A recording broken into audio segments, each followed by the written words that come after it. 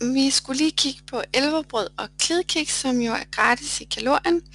Elverbrød har Guldbæren købt patent på, så man kan købe det hos Guldbæren. Man kan købe det i netslang.dk, og så kan man købe det hos os i Frøken Skrump. Elverbrød er gratis, fordi det indeholder kun protein og fiber. Så det meste af elverbrød, det ender simpelthen i toilettet. Og derfor så er det et rigtig godt brød til, når man booster.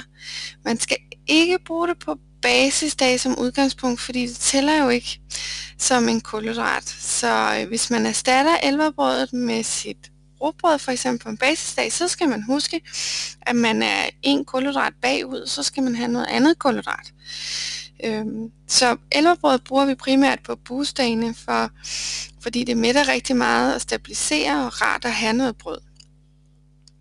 Det kan være lidt anderledes at bage end det man kender. Der er til 4 brød nede i sådan en pose, og man skal altså følge en opskrift, fordi ellers så får man typisk lavet det forkert, og så bliver det klædt og mærkeligt. Så jeg har vedhæftet en opskrift her, som er rigtig god at følge, hvis det er første gang, du laver elverbrød. Vi plejer at putte lidt mere vand i, og vi plejer at putte nødder og kerner i. Det er vigtigt, at du lader det være inde i ovnen, helt til det er bagt, også selvom det ser lidt mørkt ud på toppen. Hvis du tager det ud for tidligt, så bliver det klædt i bunden. Så følg opskriften, og så har du faktisk et rigtig dejligt mættende brød uden kalorier. Så har vi klidkiksen, som jo fås i Matas, Helsekost, Frøken Skrump og i Meny for eksempel. Jeg tror også, man kan få den i Irma.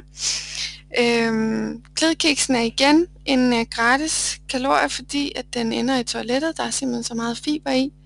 Så den kan man også fint bruge. Den er tør, og den støver i munden, så det er jo vigtigt, at man putter noget på. Så derfor bruger vi den som typisk som frokost på boostdagene. Men den er altså en god måde at lige få noget underlag til sin protein, hvis man ikke er så meget til shakesene.